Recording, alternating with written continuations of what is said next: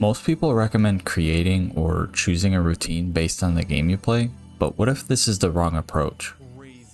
To choose the right routine, we have to define our goal. Are we looking to have fun? Are we looking to improve? Or are we just looking to warm up? If you're looking to just have fun or warm up, you could honestly play any generic playlist and knock two birds with one stone. You can close the video here and go back to having mediocre aim. But if you're looking to improve, you have to play scenarios that aren't fun. An aspect of aim training that is often commented on is the unnecessary difficulty of many scenarios. Targets with movement that would rarely or never arise in any game. But this is, in my opinion, one of the biggest secrets of aim training that gives you God aim. Having your baseline mouse control sit above the games you play allows for a psychological simplification of the game's mechanics. In other words, real placebo. If I'm constantly aim training scenarios that stretch outside of what's usual for my main game, while also being more difficult, my main game will appear easier to me. This is where aim training can have a placebo effect, but that effect is real and practical. You can literally induce this placebo by simply aim training daily. But be aware, this placebo effect, or at least your awareness of it, wears off. This wearing off not being a loss of skill or performance, but a normalization of this new skill level, setting a new baseline, which then leads to a natural human instinct to want a new and higher baseline. To achieve a new baseline, you don't have to do something more difficult, although this is a good idea to an extent. You simply have to do something different. Novel experiences are what keep us motivated. This is why scrolling shorts is addictive. You're constantly revealing something new. When you sleep, your brain gets to work, making sense of everything you did that day. One of which processes is memory consolidation, the strengthening of the synapses used while training a specific skill.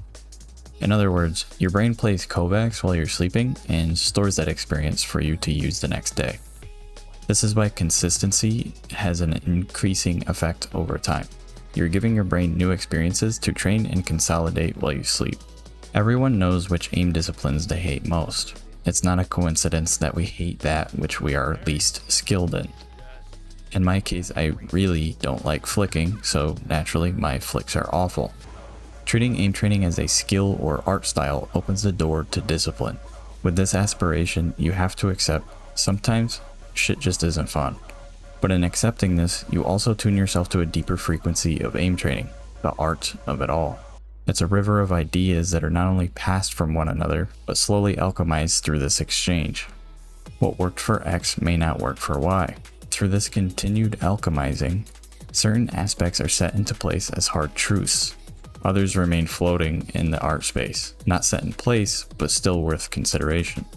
Doing things that are difficult shines a light on our insecurity, creating space for improvement. Instead of treating the insecurity as, that's ugly and I'd hate for it to ever see daylight, we treat it as, that's ugly, but I can fix it and show everyone the results of my hard work. We take pride in the results of our hard work. The more discipline required, the more pride in the result. I can guarantee that your plateau in aim skill is a direct result of the neglect of another aim discipline. I do not believe there is a single person that hit an aim plateau while having all of their aim discipline scores at the same level. Think of the amount of days of hard work you put into one discipline, but straight up didn't do for another. Thinking, if I'm absolutely cracked at tracking, I'll be better at other things too. And although this is true to an extent, it only takes you so far. As with anything else in life, our relentless efforts only take us as far as our goals. If you go into aim training with the vague goal of better aim, you will achieve simply that, better aim. That goal being different for everyone. You have to set new and achievable goals instead of better aim. Set a goal that respects your unique position of skills. Have really strong static clicking but weak tracking? Train your tracking until it's equal. By setting these smaller defined goals, you'll achieve noticeable and consistent increases to your overall performance. Without further ado, I answer the question of what is the right routine with this. The best routine for you is one that exercises your biggest weaknesses while slowly pushing your limits and your strengths. Once reaching familiarity and your goals, you have to reach for something new. I now challenge you, focus on your weakest aim discipline for 1 week, and then go back to your primary discipline. Come back to this video and comment your results. As always, thanks for watching. I'll see you in the next one.